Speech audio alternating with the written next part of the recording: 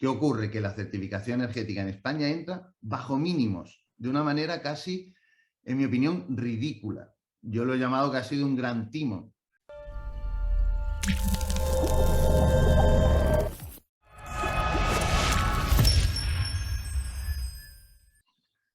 Pues soy Víctor Moreno, arquitecto y fundador de la empresa Tutol, una empresa dedicada a la incorporación de nuevas tecnologías y nuevas estrategias energéticas en la edificación, en el sector inmobiliario y también en el hotelero, en el turístico. Llevamos funcionando desde 2018 y estamos especializados sobre todo en tecnología Apple, Google y todo lo que tiene que ver con fotovoltaica, almacenamiento y distribución energética. Hoy quiero hablar sobre las certificaciones en cuestión de edificación. Y los tres que te quería preguntar, de los que se ve mucho, son, uno es el Passive House, el otro es uno que se llama BREEAM y el otro es LED o LEED.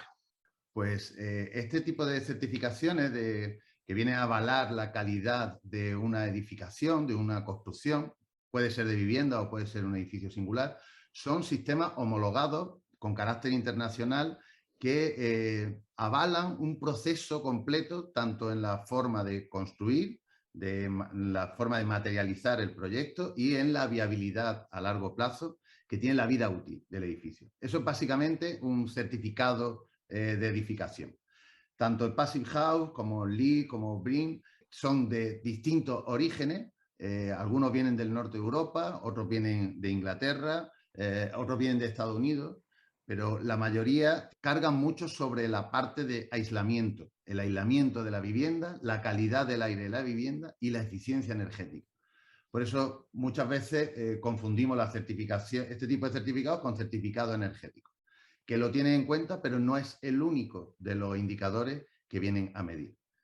Y todos tienen ese carácter, digamos, externo o extranjero o ajeno a la cultura constructiva que hay en España. Por eso han tenido mucha dificultad para introducirse y para adaptarse en cierta medida a nuestras características climáticas, constructivas y culturales, diría incluso. Passive House es una forma de entender la vivienda en su mínima necesidad de energía. Al final es una filosofía de reducir los recursos necesarios para asegurar el bienestar en el interior de la vivienda.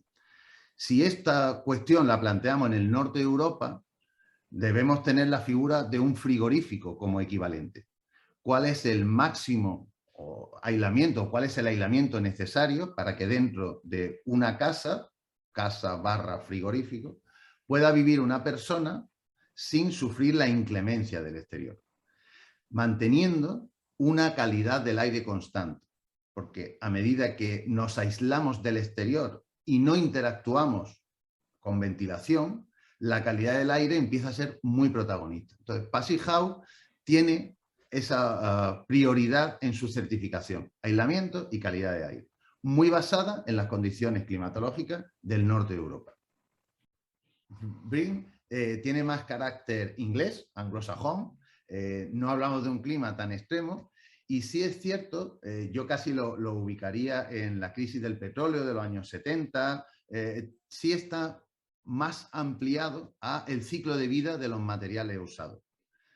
Intenta buscar la independencia energética, ya empieza a hablar de capacidad de autonomía de la vivienda, pero sobre todo mira mucho el ciclo útil de la vivienda. Qué materiales estamos utilizando y qué capacidad de reutilización o de reconversión de esos materiales van a tener a lo largo de la vida útil, ¿no? Desde la cuna hasta el final, ¿no? Que es un típico ciclo de vida de la vivienda. El certificado BREEAM sí que lo introduce con más fuerza.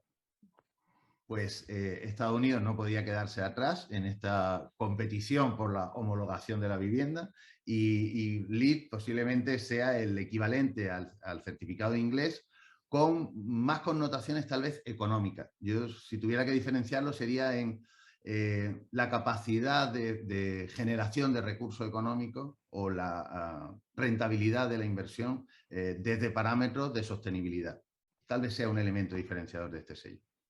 ¿Y estos tipos de certificados son necesarios? Mi opinión es que no. desde luego que no son necesarios como algo obligatorio.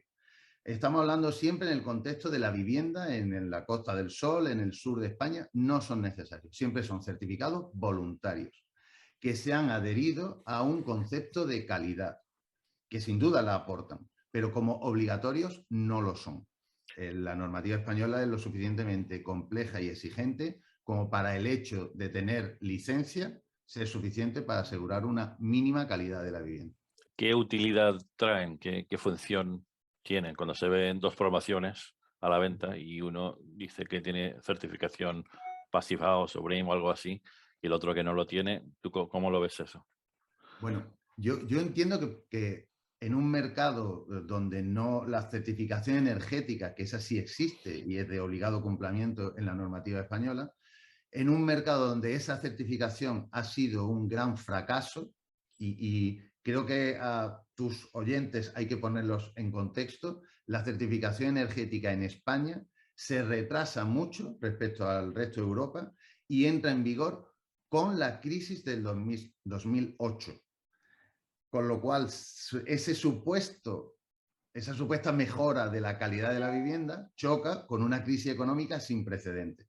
¿Qué ocurre? Que la certificación energética en España entra bajo mínimos, de una manera casi, en mi opinión, ridícula. Yo lo he llamado que ha sido un gran timo, cuando una certificación energética, que es la que compartimos en toda Europa y es la que está adaptada a nuestras condiciones climáticas, cuando esa certificación se realiza por 50 euros, algo falla en el sistema. Entonces, ante la ausencia de un indicador realmente validado y de confianza, creo que los promotores buscan en este tipo de certificaciones externas, buscan esa diferenciación, pero no porque sean obligatorias, sino porque consiguen marcar un elemento diferenciador en el mercado. Yo entiendo que para un cliente extranjero que ha visto la utilidad de esas certificaciones en su clima, en su cultura, el verlo en una vivienda en la Costa del Sol puede ser muy atractivo para él. Ahora bien, cuando la aplicación de esos certificados lo que hace es evitar lo mejor de nuestro clima, entonces se convierte en algo delicado. Me explico. Aislarse en Dinamarca del frío de Dinamarca tiene mucho sentido. Aislarse del exterior en Marbella no tiene sentido alguno. Ninguno, al contrario, es contraproducente. Una casa en el sur de Europa no necesita los estándares de ese tipo de clima. Por eso la mayoría de esos sellos hasta ahora se habían estado quedando en otra latitud más al norte. Entonces, la utilidad la entiendo a nivel de marketing, pero cuando su utilización es solo comercial y no tiene una adaptación a nuestro clima, pues se convierte en algo como mínimo extraño. Y en mi opinión, muy contraproducente.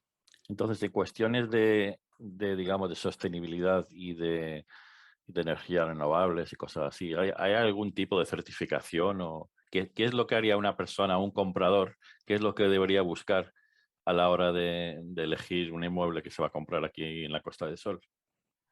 Yo en esto, Alfred, quiero ser muy claro, muy claro. La sostenibilidad en la vivienda no es posible, no lo es. La vivienda en sí es un acto que deteriora el entorno. Lo que sí podemos hacer es descarbonizar al máximo nuestra intervención. Y para eso nuestras casas tienen que producir energía. No hay otra.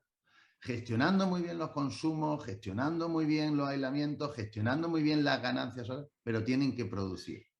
Y hasta ahora estas certificaciones lo que han hecho ha sido minimizar los consumos, pero no implican la producción. Y el escenario de los próximos años va hacia una movilidad eléctrica. Si no somos capaces de cargar parte de esa movilidad en nuestras casas, por mucha certificación que hagamos, no estaremos teniendo una casa realmente segura, que creo que es el objetivo de cualquier comprador. Si un comprador se interesa por una vivienda en la Costa del Sol, que pregunte su capacidad de producción energética. ¿Y hay muchas que tienen eso? No, Pues no.